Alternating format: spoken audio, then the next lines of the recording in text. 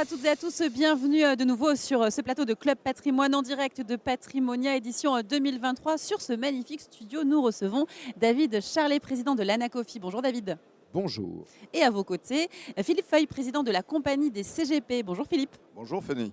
Merci beaucoup à tous les deux. Alors on va parler de l'actualité du moment. Le sujet du moment, c'est l'ARIS. L'Anacofi a d'ailleurs aidé à rédiger les réponses de cette consultation lancée par la Commission européenne. J'aimerais que vous nous rappeliez les grands principes de l'ARIS et surtout où est-ce qu'on en est aujourd'hui, fin septembre.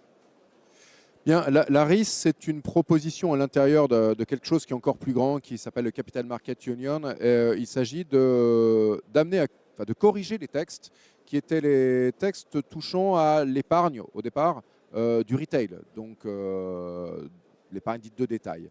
Il y a là-dedans, vraiment, c'est un projet transverse. Donc, on va parler de d'ESG, on va parler de modèles économiques obligatoires ou non pour les professionnels de l'intermédiation. On va parler aussi de ce qui est imposé aux sociétés de gestion. On va aller sur des thématiques qui sont les undue costs pour les fabricants, donc ce qu'ils n'auraient pas le droit de prendre. On va parler de digitalisation. On va parler de tout ça. C'est très transverse.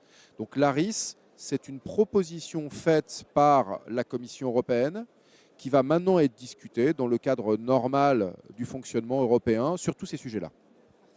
Philippe ? Alors oui, pour compléter ce que vient de dire David, effectivement, l'ARIS, l'objectif c'est la transparence. Mais on connaît déjà, puisque nous en tant que CIF, on a déjà eu l'occasion de pouvoir travailler là-dessus. Je pense que le sujet c'est aussi la défense de l'épargnant, c'est-à-dire la protection de l'épargnant pour être en mesure de pouvoir à la fois donner une certaine éducation à nos clients, leur transmettre effectivement toutes les mesures réglementaires, et Dieu sait si nous en avons beaucoup de mesures réglementaires, malheureusement. Il faut juste souhaiter que cette risque ne soit pas encore quelque chose de supplémentaire pour ouvrir la porte à nouveau à une réglementation encore plus accrue. Parce que je pense que, sans parler de pratico-pratique, mais quand nous sommes face à un client, le client, ça le désintéresse au bout d'un moment. Trop d'informations, trop de réglementation, finit par tuer la réglementation et c'est là où il y a le danger. C'est le premier sujet, mais on pourrait en parler très longuement de tout ce qui nous attend. Bien sûr, on en reparlera, on vous réinvitera peut-être pour en reparler.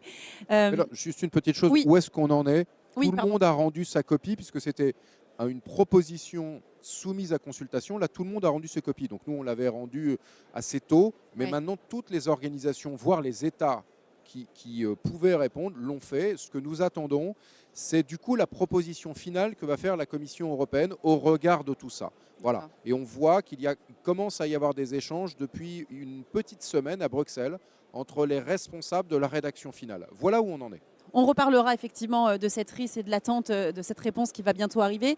Une autre thématique importante, cette thématique de l'ESG, où on voit, ici on le voit aussi sur Patrimonia, tout le monde doit faire de l'ESG. Mais comment? Où est-ce qu'on en est en France? Quel est votre point de vue là-dessus, Philippe, pour commencer? Alors, l'ESG, déjà, ça regroupe beaucoup de choses, parce que l'environnement, le social, les modifications qui sont à mener au niveau de l'immobilier et effectivement tout ce que ça va engager. Et puis le greenwashing, c'est-à-dire que beaucoup de sociétés se sont mises à faire de l'ESG, de l'environnement, et il le faut pour les générations futures, parce que c'est un élément qui est primordial. Ce qu'il ne faut pas, que ça soit l'arbre qui cache la forêt en clair. Donc à nous d'être en mesure d'essayer effectivement de pouvoir échanger du vrai du faux, de savoir la réalité et de pouvoir expliquer, parce que là aussi on a encore un rôle tout à fait pédagogique, c'est d'essayer d'expliquer à nos clients qui sont quand même sensibles à ce ESG, qu'est-ce que ça va pouvoir faire, comment on peut combattre tout ça et surtout comment on peut investir d'une manière dans la transition écologique.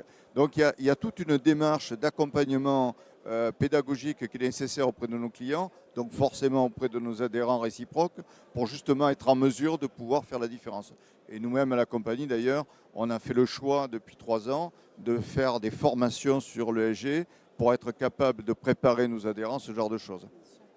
Oui, si on doit essayer de résumer le moment où on est, c'est que sur l'ESG, en fait, nous savons fournir à nos membres des kits assez détaillés, et donc les logiciels aussi savent suivre, sur ce que doit faire un conseiller. Là où on a un réel problème, parce que la réglementation a été construite à l'envers, et ce n'est même pas moi qui le dis, ce sont parfois des dirigeants de régulateurs, c'est qu'ils ont travaillé presque après ce qui était l'offre. Donc en fait, nous aujourd'hui, nous savons parfaitement dire à un de nos membres, et un professionnel du conseil sait parfaitement faire une analyse de son client en matière d'ESG, d'appétence et de ce qui lui irait. Mais par contre, côté offre, on ne sait pas mettre en adéquation parce que ça n'est pas précisé de la bonne manière une offre produit par rapport à ce profil qu'on a sorti. Le gros travail du moment, on le sent bien au niveau de la Commission européenne et des régulateurs nationaux, c'est de rattraper ce retard côté offreur.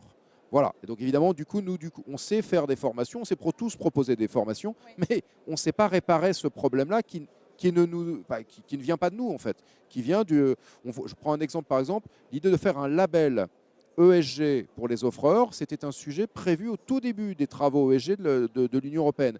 Ils l'ont arrêté, on ne sait pas pourquoi. Maintenant, ils se disent que ça aurait une utilité, alors qu'on a déjà tout dû démarrer au 1er janvier. Ils se disent, tiens, et si on réactivait? Et c'est comme ça sur tout un tas de choses en la matière. Alors, juste pour conclure, en quelques mots, je vais vous poser une question sur la sanction que l'ANACOFICIF a reçue. Est-ce qu'on peut avoir un mot sur ce qu'il a été retenu, ce qu'il a été dit? Bon, alors, le mot, hein, il y a un président de l'ANACOFICIF aujourd'hui qui est Nebojša Rekovic, et au moment de ce qui a été contrôlé, qui s'appelait Patrick Galtier, c'est plutôt à eux de rentrer dans ce qu'ils veulent porter comme message sur l'ANACOFICIF. Ceci dit, en tant que président confédéral, aussi, je peux quand même dire un mot. L'autorité des marchés financiers a contrôlé les 4 associations, les 3 autres ont eu des lettres de suite. Nous, on a été transmis en commission des sanctions. Quand on regarde le dossier, on voit un dossier qui ne nous paraît pas... Donc la sanction est plus légère que celle qui avait été demandée quand même, il faut le savoir. Hein, et ça correspond à un pourcentage de nos réserves qui fait que ça ne change à peu près rien à notre capacité à fonctionner normalement. Quand je dis à peu près rien, c'est même strictement rien. Et ni même avoir besoin d'augmenter les cotisations de qui que ce soit. Enfin, je lis des trucs sur les réseaux sociaux qui sont aberrants. Bon. Maintenant... la question, c'est est-ce qu'on fait appel ou pas? Aujourd'hui, à la lecture du dossier, ce qui a été produit par la commission des sanctions de l'AMF ne nous paraît ni à nous ni à nos avocats dire exactement ce qui s'est passé, les échanges qui ont eu lieu. Et nos avocats, comme nous, en connaissant le dossier, on considère qu'on pourrait tout à fait aller au Conseil d'État. Maintenant, la question qui se pose, c'est est-ce qu'on y va ou pas? Est-ce qu'on arrête un peu ce match parce que ça fait 2 ans que ça dure? Ou est-ce qu'on continue le match et on va un cran plus loin, mais ça va donc durer dans ce cas-là entre 1 et 2 ans. Voilà. Mais pour le reste, j'aime autant vous dire que pour l'instant, on sent que le conseil d'administration aurait plutôt tendance à vouloir y aller, même si le nouveau président de l'ANACOFICIF, qui est par ailleurs magistrat, a un peu tendance à dire on pourrait peut-être calmer le jeu et passer à autre chose. Okay. L'arbitrage sera fait d'ici 1 mois. Parfait, merci pour ces précisions. Je vais finir avec vous, Philippe. Il y a une sorte de malaise, hein, on le sait actuellement au sein des CIF, sur, vous l'avez dit un petit peu, le poids de la réglementation. En guise de conclusion, est-ce qu'on peut avoir quelques mots sur cette inquiétude? Alors, il y a un malaise, effectivement, Fanny. Pourquoi? Parce qu'aujourd'hui, le sentiment que nous pouvons avoir, nous sommes des chefs d'entreprise, développeurs, créateurs, animateurs, organisateurs. Et tout ça fait qu'on est en droit de se poser la question jusqu'où toute cette réglementation va aller. Et surtout, je pense à l'avenir de nos jeunes. Et je me pose la question, même si effectivement nous avons des tas de moyens aujourd'hui, l'IA va nous y aider, les logiciels sont là, etc. Mais il ne faut pas oublier que nous faisons une relation et une communication humaine. Et la question que je suis en droit de me poser quand j'entends certaines personnes qui disent « je pars avec la boule au ventre le matin pour travailler », parce que effectivement, je me dis qu'est-ce qui va se passer aujourd'hui. Et David, je ne vais pas rebondir sur ce qu'il vient de dire, mais on est quand même en droit de se poser un certain nombre de questions, parce que nous sommes là pour faire un métier qui est un métier clair, transparent, mais il ne faut pas non plus continuer à tirer sur l'ambulance, parce qu'à force, ça va faire l'effet inverse, et ce serait quand même dommage que les créateurs d'entreprises finissent par se décourager. Voilà, donc je dis vigilance. Bien, vigilance, c'est le mot de la fin. Merci beaucoup à tous les deux pour cet échange. Et bon patrimoine à vous. Hein. Merci Fanny. Merci. Merci à vous de nous avoir suivis. Je vous donne rendez-vous très vite pour de nouvelles émissions sur le plateau de Club Patrimoine.